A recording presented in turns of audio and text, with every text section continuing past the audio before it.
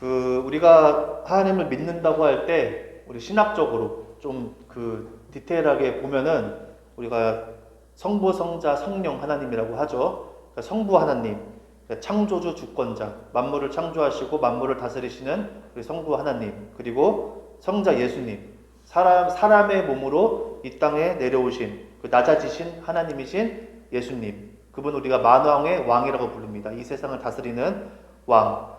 그리고 성령 하나님 있어요. 우리가 회개할 수 있도록, 또 깨달을 수 있도록, 또 우리를 위해 중보하고 교회와 사역의 능력을 제공하는 게 바로 성령 하나님의 역할입니다. 그래서 이 성부 하나님, 성자 예수님, 성령 하나님, 이 세 분이 하나이면서 셋이다.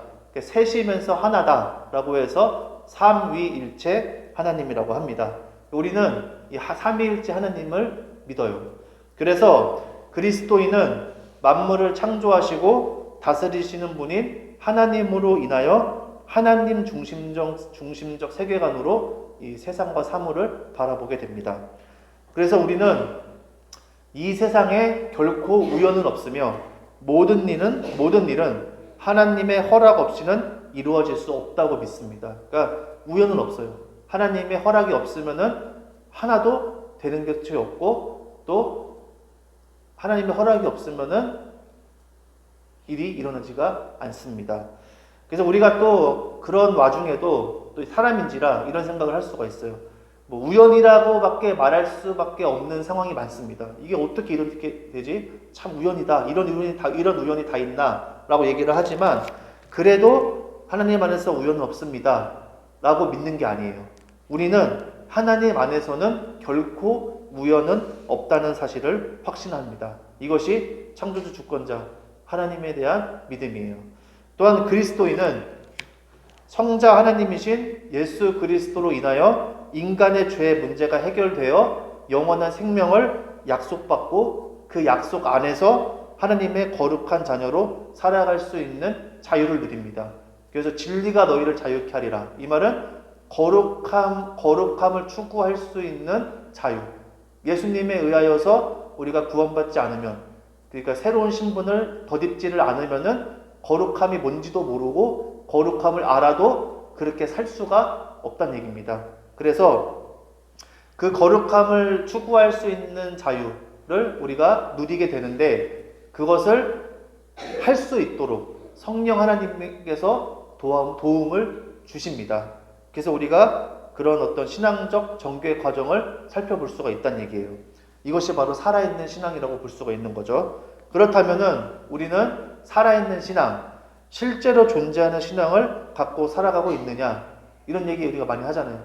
당신의 신앙은 살아있습니까? 뭐 죽어있는 신앙은 아닙니까? 라고 물어보는데, 제가 아까 말씀드린 것들 계속 제가 반복해서 말씀을 드리지만, 하나님에 대한 믿음, 그것은 하나님 중심으로 세상을 바라보고 사물을 이해하는 것, 그리고 내가 예수님에 의하여서 죄의 문제가 해결되어 영원한 생명을 약속받았다는 것, 그래서 나는 하나님의 자녀로서 거룩함을 추구하는 자유를 얻었다는 것, 그리고 그 자유는 성령 하나님의 도움으로 말미암아 누릴 수 있게 되었다는 것을 우리 삶 속에서 그것이 다 녹아들었느냐, 그것을 살아있는 신앙이라고 하는데, 그럼 내 신앙은 살아있느냐라고 자문해 보았을 때 우리에게 걸리는 것이 참 많습니다.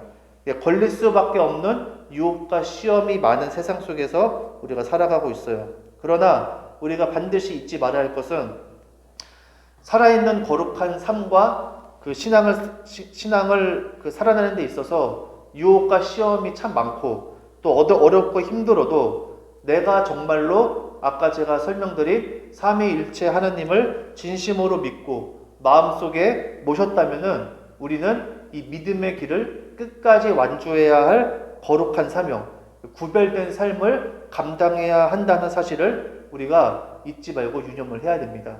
그런데 이 부분을 혹자는 하기 싫은 강제적 의무라고 생각을 해요. 그런데 그럴 수가 없죠. 삼위일체 하나님을 믿고 내가 그 신앙을 고백하면은 그거는 하기 싫은 강제적 의무가 아니라 하나님의 은혜로 거듭난 자녀에게 주어지는 하나밖에 없는 진리의 길이란 얘기입니다. 그것밖에 생명길이 없기 때문에 우리는 그 길을 갈 수밖에 없는 거고, 그 길이 생명이기 때문에 우리는 거기에 확신을 갖고 담대하게 나아갈 수 있다는 얘기예요. 이에 대해서 요한복음 14장 6절을 이렇게 얘기를 합니다. 화면에 보면은 예수께서 이르시되 내가 곧 길이요 진리요 생명이니 나로 말미암지 않고는 아버지께로 올 자가 없느니라 라고 했어요. 제가 레위기 때도 말씀을 드렸죠. 우리가 하나님께 가까이 가야 돼요. 하나님 안에 있어야지 우리는 살 수가 있습니다. 인간은 하나님 안에 없으면은 그 생명을 이어갈 수가 없어요. 지금 우리가 이 세상을 살아가고 있지만 우리 몸이 죽으면은 끝입니까? 끝이 아닙니다. 우리 몸이 죽으면은 그때부터 시작이에요.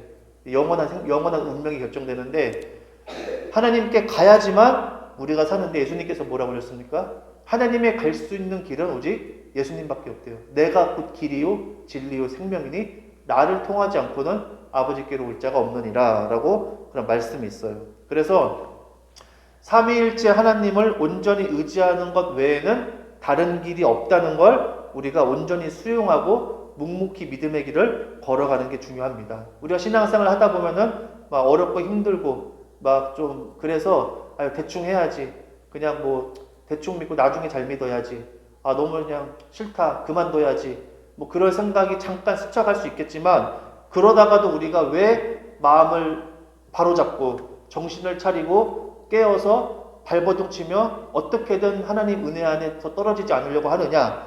그 길밖에는 없기 때문이에요. 하나님으로 가는 그 길, 예수님과 동행하는 그 길 말고는 다른 길이 없기 때문에, 다른 길이 있으면 다른 길로 가겠죠. 근데 그 길 말고는 아무 길도 없기 때문에 우리가 그런 힘들더라도 예수님을 붙들고 나아가는 겁니다.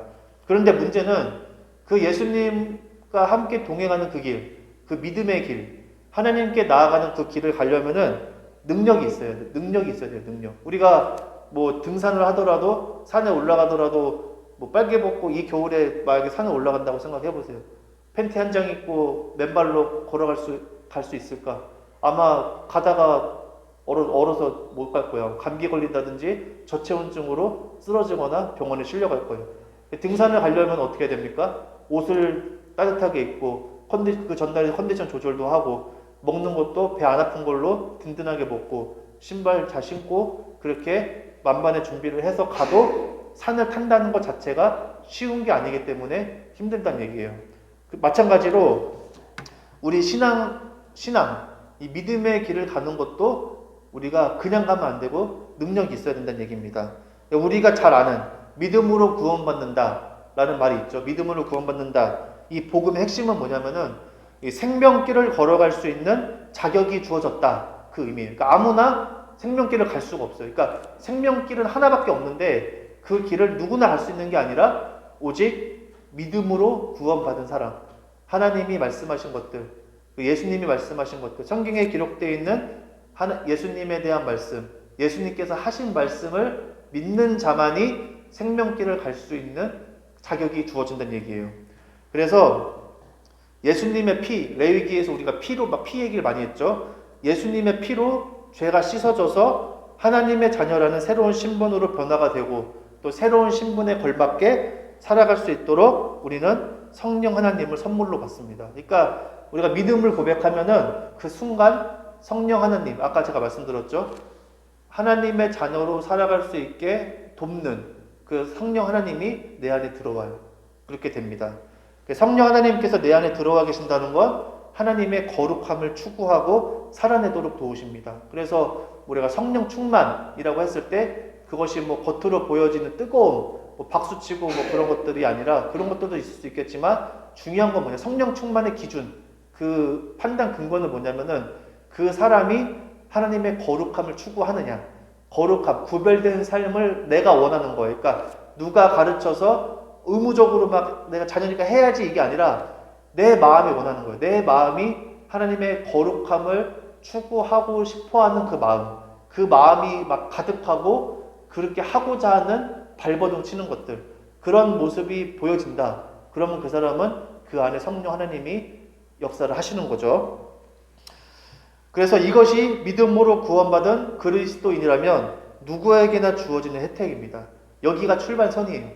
믿음으로 구원받아서 성령 하나님이 내 안에 오셔서 생명길을 걸을 수 있도록 준비가 딱 된 상태.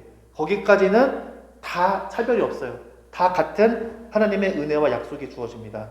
그렇다면 남은 것은 누가 하나님의 은혜와 약속 안에서 얼마나 하나님과 가까이 동행하며 살아가느냐, 그게 남아있어요. 왜냐하면은 하나님의 자녀라도 삶의 모습과 내용과 깊이가 천차만별 다르기 때문입니다. 출발선은 동일해요. 우리가 세상에서는 출발선이 다릅니다. 부잣집 아들은 처음부터 출발이 달라요. 그리고 집안이 어렵거나 여러 가지 뒷받침이 안 되는 집 자식들은 출발선이 달라요. 그러니까 사회에서는, 세상은 불공평합니다. 원래 공평하지 않아요. 하지만 세상은 사람들이 공평하게, 공정하게 경쟁을 하도록 세상 사람들이 노력은 하지만, 여러 가지 제도를 만들고 불공평한 것들을 많이 없애려고 노력은 하지만, 그건 노력일 뿐 본질적으로 이 세상은 불공평한 것은 사라지지가 않습니다. 하지만 이 생명길을 가는 것, 영원한 생명을 약속하신 하나님의 이 생명길 앞에서는 차별이 없어요. 뭐 가난한 사람이나 부자나 몸이 아픈 사람이나 건강한 사람이나 누구나 차별이 없습니다. 다 똑같은 지점에서 출발을 해요. 근데 결과는 다르다는 것을 성경은 곳곳에서 증언합니다. 출발선은 같기 때문에 누구도 불공평하다고 말할 수가 없어요. 결과는 다르다. 이게 성경에 어디 나오냐면은 디모데전서 1장 19절 20절에 나옵니다. 화면에 보면 이렇게 나오죠. 믿음과 선한 양심을 가지십시오. 어떤 사람들은 선한 양심을 버리고 그 신앙생활에 파선을 당하였습니다. 그렇게 된 사람 가운데 두 사람이 바로 후메네오와 알렉산더입니다. 라고 얘기를 합니다. 신앙생활에 파선당했다. 배가 난파된 겁니다. 바다에 떠있는 배가 잘 가야 되는데 배가 부서진 거예요. 그거를 신앙생활이 이제 끝났다는 걸 그렇게 문학적인 표현을 한 거죠. 그러니까 후메네오와 알렉산더는 원래 그리스도인이었다가 어떻게 됐대요? 선한 양심, 착한 양심을 버리고 신앙생활을 중단했다고 얘기를 합니다. 그러니까 출발은 했는데 도착점까지 못 간 거예요. 중간에 끝난 거죠. 반면에 누가복음 19장 8절에서 10절을 보면 이런 얘기가 있습니다. 삭개오가 일어서서 주님께 말하였다. 주님 보십시오. 내 소유의 절반을 가난한 사람들에게 주겠습니다. 또 내가 누구에게서 강제로 빼앗은 것이 있으면 4배로 하여 갚아주겠습니다. 예수께서 그에게 말씀하셨다. 오늘 구원이 이 집에 이르렀다. 이 사람도 아브라함의 자손이다. 인자는 잃은 것을 찾아 구원하러 왔다. 라고 얘기를 해요. 삭개오는 원래 어떤 사람이었냐면은 하나님을 제쳐두고 자기 마음대로 산 사람이었어요. 돈을 쫓아간 사람입니다. 근데 어떻게 됐어요? 결국에는 하나님 말씀대로 순종해서 하나님의 자녀로 인정받았어요. 그것이 다르다는 얘기입니다. 현재 우리 중에도, 우리 기독교인 가운데서도 후메네오와 알렉산더와 같은 경우가 있고 또 삭개오와 같은 경우가 있다는 얘기예요. 오늘 본문은 우리가 잘 아는 베드로가 예수님을 부인하는 내용입니다. 그렇다면은 지금 베드로는 어떤 경우일까요? 잘 믿었다가 안 믿게 된 경우일까요? 아니면은 안 믿었다가 잘 믿게 된 경우일까요? 우리가 딱 보면 알죠? 지금 정황상 베드로는 잘 믿었다가 안 믿게 된 경우로 보여집니다. 왜 그러느냐? 이 일이 있기 전에 베드로가 예수님께 어떤 말을 합니다. 마태복음 26장에 이런 말을 하죠. 화면에 보면 이렇게 얘기를 합니다. 베드로가 대답하여 이르되 모두 주를 버릴지라도 나는 결코 버리지 않겠나이다 라고 얘기를 해요. 예수님께 베드로가 약속을 합니다. 그런데 예수님께서 뭐라고 말씀하시느냐? 이렇게 말씀하시죠. 예수께서 이르시되 내가 진실로 내게 이르노니 오늘 밤 다굴기 전에 네가 3번 나를 부인하리라 라고 그렇게 말씀을 하셨고 그 말대로 된 게 오늘 본문 내용이죠. 그러면 예수님을 3번 부인한 베드로, 그의 진짜 속마음은 무엇이었을까요?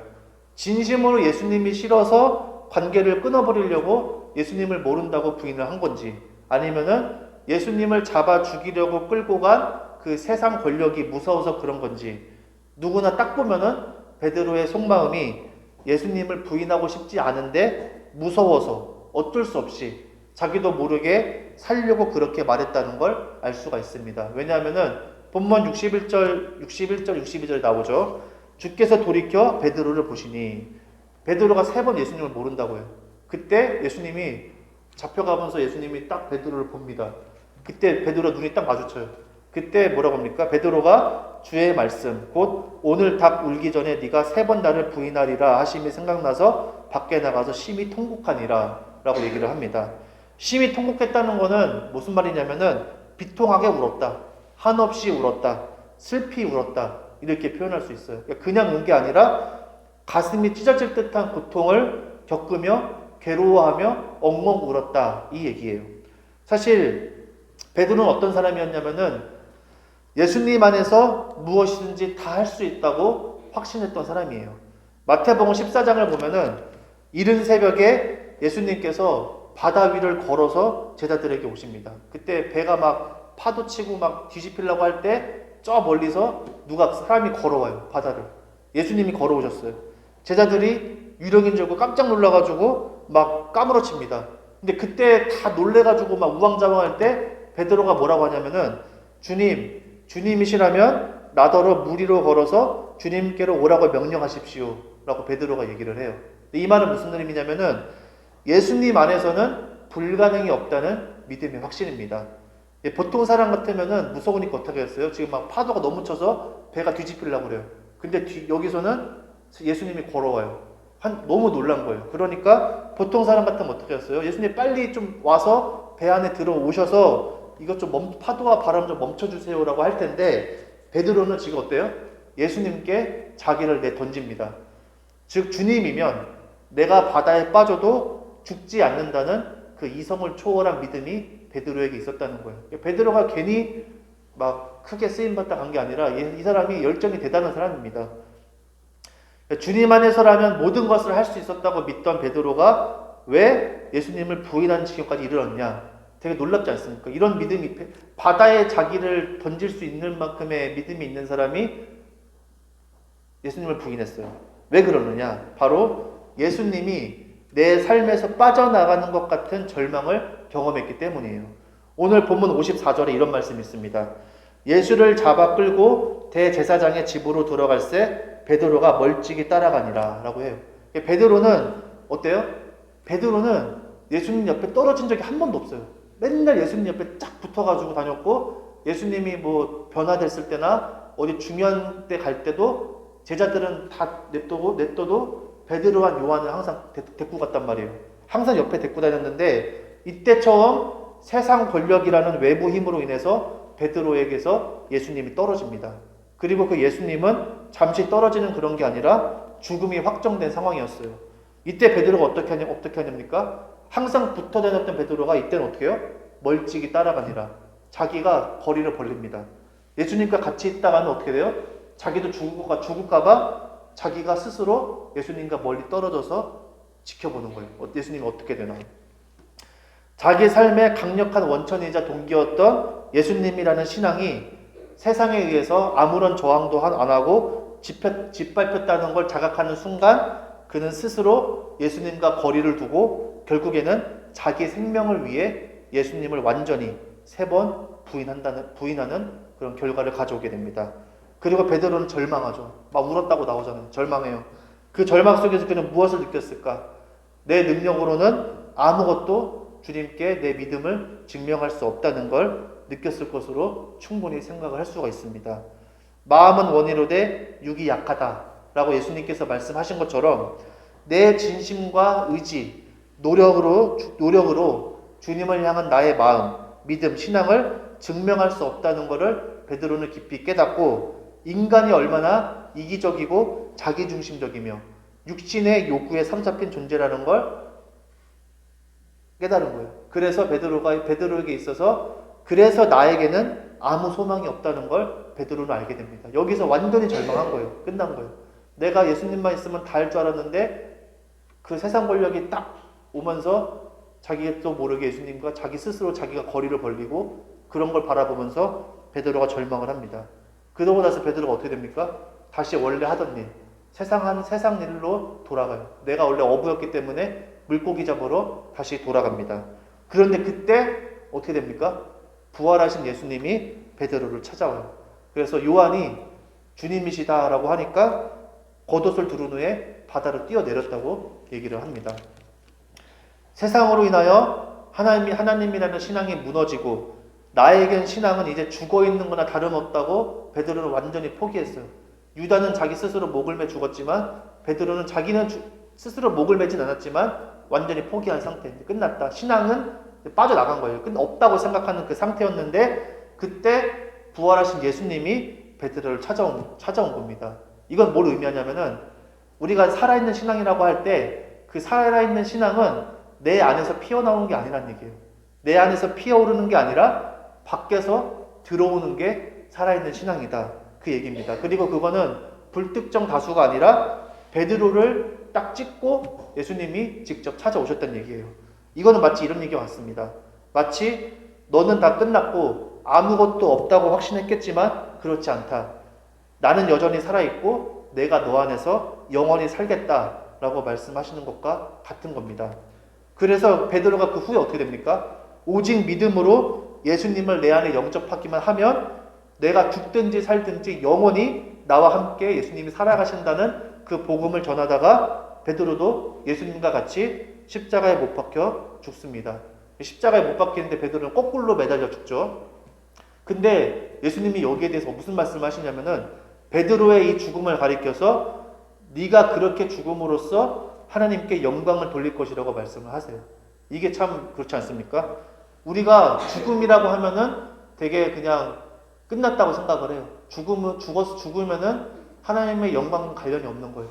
근데 예수님이 분명히 말씀하셨어요. 네가 이러한 죽음으로 하나님께 영광을 돌릴 것이다 라고 해주고 베드로는 자기의 죽음까지도 하나님의 영광이 되는 큰 은혜를 입습니다. 우리가 그래서 어떤 죽음이 영광인지 생각해보는 대목이기도 해요.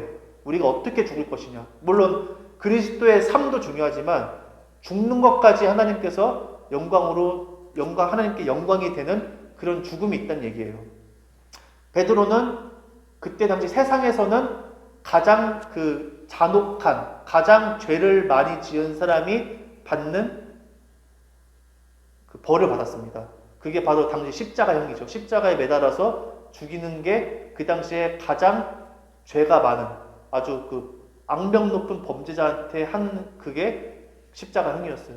근데 베드로가 자기는 예수님과 똑같이 죽을 수 없다고 해서 십자가를 거꾸로 해서 죽여달라고 이렇게 얘기를 해서 죽는데 그게 하나님께 영광이 된다고 예수님께서 말씀을 하십니다. 오늘 본문을 통해 강조하고자 하는 포인트는 신앙 안에서 절망을 경험하는 건 살아있는 신앙의 필요 조건이라는 것을 말씀드리기 위해서예요. 우리가 살아있는 신앙을 가지려면은 정답은 다 알고 있습니다. 주님께 모든 걸 맡기고 내가 죽고 예수님의 뜻대로 되는 삶이 가능해야 돼요. 그런데 그게 우리 힘으로 될 리도 없고 되지도 않습니다. 주님께 모든 걸 맡기려면은 내 능력으로는 아무것도 주님께 증명할 수 없다는 것을 깊이 깨달아야 돼요. 우리가 과학 법칙, 물리 법칙이 뭐가 있냐면은 다 쉬운 거죠. 작용, 반작용의 법칙이 있어요. 한 물체가 다른 물체에 힘을 딱 가하면은 힘을 받은 이 물체는 이 방향과 정반대 방향으로 똑같은 힘을 낸다. 그 얘기죠. 그렇죠? 그러니까 한마디로 힘을 많이 주면 더 멀리 나가고 힘을 적게 주면 적게 나간다는 거예요. 신앙도 마찬가지입니다. 내가 힘을 준 만큼 하나님으로부터 멀어집니다. 베드로도 자기 나름대로 힘을 많이 줘서 예수님을 부인하는 지경까지 이른 거예요. 베드로가 자기 열심이 많은 사람이었잖아요. 내 믿음, 내 열정, 내 이 진심이면은 예수님과 끝까지 할 수 있다 라고 그렇게 했기 때문에 예수님을 부인하는 지경까지 이른 거예요. 또 기대가 크면 실망도 크다는 말이 있듯이 예수님께 많은 기대와 소망을 가졌던 베드로가 이 군인들에게 잡혀 죽으러 가는 예수님을 보자 큰 실망감을 느낀 겁니다. 그런 깊은 절망과 무력함을 경험하였기 때문에 베드로는 그 누구보다 모든 것을 주님께 맡기고 사나 죽으나 오직 예수님을 위해 살아가는 그분과 동행하는 삶을 완성할 수 있었다는 걸 우리가 기억을 할 필요가 있습니다. 그래서 내가 죽어야 된다. 내가 죽어야 예수님과 동행할 수 있어요. 그건 맞는데 내가 죽는 거 내가 할 수 없어요. 그게 팩트입니다. 근데 하나님은 내가 죽는 걸 어떻게 내가 죽게 만드시냐면은 큰 절망과 좌절을 통해서 내가 죽도록 만드신다는 거예요. 그러나 여기서 우리가 오해하지 않고 확실히 짚고 넘어가야 하는 부분이 있습니다. 절망을 통해 살아있는 신앙을 경험하고 비로소 예수님과 동행한다. 이 얘기는 하나님 안에서 살아가기 위해 발버둥 치는 사람들에게만 해당되는 거예요. 하나님 중심이 아닌 사람에게 절망은 누구 꼴라는 거예요? 후메네오와 알렉산더처럼 쉽게 신앙의 파산을 맞이하게 됩니다. 그 예가 성경 인물 중에 있어요. 욥과 바울입니다. 하나님께서 큰 절망을 통해서 하나님께 더 가까이 오도록 하고 은혜를 베푼 사람의 특징은 뭐냐면은 하나님 말씀대로 살기 위해 발버둥 쳤던 사람들, 그 사람들에게 큰 절망을 줍니다. 왜냐? 더 살아있는 신앙을 갖게 하기 위해서 그렇게 하나님께서 일하신다는 얘기예요. 하나님께서 욥을 의인이라고 인정했습니다. 그리고 욥은 어떤 사람이었냐면은 자식들이 혹시 죄로 인해서 하나님의 거룩함에 누가 될까봐 자기가 자식 목까지 다 제사를 드리는 그런 어떤 거룩함, 경건함을 보였던 게 욥이에요. 근데 그런 욥이 우리가 잘 아는 것처럼 상상할 수 없는 좌절과 절망을 경험합니다. 그 후에 욥이 우리가 아는 것처럼 내가 하나님 여태까지 듣기만 했습니다. 하지만 이제는 보게 되고 하나님 말씀하십시오. 내가 듣겠습니다. 가르쳐 주십시오. 제가 배우겠습니다. 그렇게 하나님께 더 가까이 가는 걸 볼 수가 있어요. 사도 바울도 마찬가지입니다. 육신의 질병과 온갖 고생으로 살 소망까지 끊어질 정도로 좌절과 절망을 경험합니다. 바울은 다릅니다. 이 사람은 하나님께 완전한 그 사명을 확실하게 받은 사람이에요. 예수님을 만나기 전에도 하나님께 미쳐있던 사람이고 예수님을 만나고 나서는 더 미쳐있던 사람이에요. 그런 그가 살고 싶지 않다. 사명이고 뭐고 다 필요 없다. 라고 할 정도의 절망을 겪었다는 건 우리로서 상상할 수가 없다는 얘기입니다. 그런데 그러한 사람도 그 절망을 통해서 어떻게 됩니까? 더 하나님을 이해하게 되고 하나님 안에서 믿음의 길을 끝까지 완주할 수 있었어요. 말년에 자기 제자 디모데한테 내가 믿음의 길을 다 이제 마쳤다. 그 말을 할 수 있는 사람이 얼마나 될까라고 했을 때 바울은 그렇게 했다는 얘기예요. 그래서 제가 말씀드리는 것처럼 이 하나님께서 살아있는 신앙을 주기 위해 사람들에게 절망과 좌절을 경험하게 하는데 그거는 아무에게나 주지 않습니다. 하나님 안에서 발버둥 치는 사람, 마음의 중심이 하나님께 있는 사람에게 하나님은 더 좌절과 절망을 주시고 그걸 통해서 정말로 내가 죽고 예수님으로 인해 사는 삶을 가능하게 만든다는 얘기예요. 근데 하나님 중심이 아닌 사람에게 절망은 그저 우리가 속되게 그냥 고생만 하는 거예요. 고생만 하고 하나님 중심이 아니기 때문에 절망이 오면은 끝나는 거예요. 그래서 성경에도 비유가 나오잖아요. 너희가 반석 위에 성을 쌓아야지 모래 위에 성을 쌓으면은 파도가 한번 툭 치면은 모래로 성을 쌓은 사람들은 다 없어지고 반석 위에 쌓은 사람들은 그대로 있을 것이다. 불시험이 지나가거든 이상히 여기지 마라. 진짜 신앙이 있는 사람들은 그대로 있을 것이고 없던 사람들은 다 타서 없어질 것이다. 그 성경에서도 똑같이 증언을 하잖아요. 같은 거예요. 그리스도인에게 좌절과 절망은 끝이 아니라 진짜 살아있는 신앙을 경험하는 시작점임을 우리가 기억하였으면 좋겠습니다. 절망이 없다면은 우리는 어떻게 되느냐? 여러분, 신앙생활 하면서 좌절과 절망이 없다면 우리가 어떻게 될까요? 어떻게 되냐면은 내 생각, 내 확신, 나만의 세계를 고집하며 내가 하나님을 잘 믿는다고 착각할 겁니다. 그게 아까 말한 욥과 바울이에요. 욥도 좌절과 절망이 있기 전까지는 어떻게 됐습니까? 하나님께 막 따지잖아요. 내가 뭘 잘못했습니까? 내가 죄진 게 없는데 왜 이런 절망을 겪어야 됩니까? 그렇게 얘기를 했고 사도 바울도 예수님을 만나기 전까지는 사람들, 예수 믿는 사람 다 감옥에 넣고 죽이고 했잖아요. 그게 뭐예요? 내 생각, 내 확신, 내 생각으로 믿는 거예요. 내 생각으로. 내 생각으로 하나님을 믿으면은 그렇게 되는 거예요. 좌절과 절망은 우리 살아있는 신앙에 있어서 꼭 필요하다는 걸 우리가 알 수가 있습니다. 절망을 경험하였기 때문에 내 힘과 능력으로 되는 게 아니라는 걸 알기 때문에 하나님 앞에 내 뜻을 주장하지 않고 오직 하나님 뜻대로 하옵소서라고 진심으로 고백할 수가 있다는 얘기예요. 삶이 내 뜻대로 마음대로 되지 않는다는 자기 확신이 무너지는 절망과 좌절 뒤에 주님께 완전히 엎드리고 순종하게 되는 큰 은혜가 있다는 걸 기억을 하고 고난 속에서 오직 주님만을 바라보며 주님께 모든 것을 맡기는 우리 모두가 되기를 예수님의 이름으로 축원합니다. 기도하겠습니다.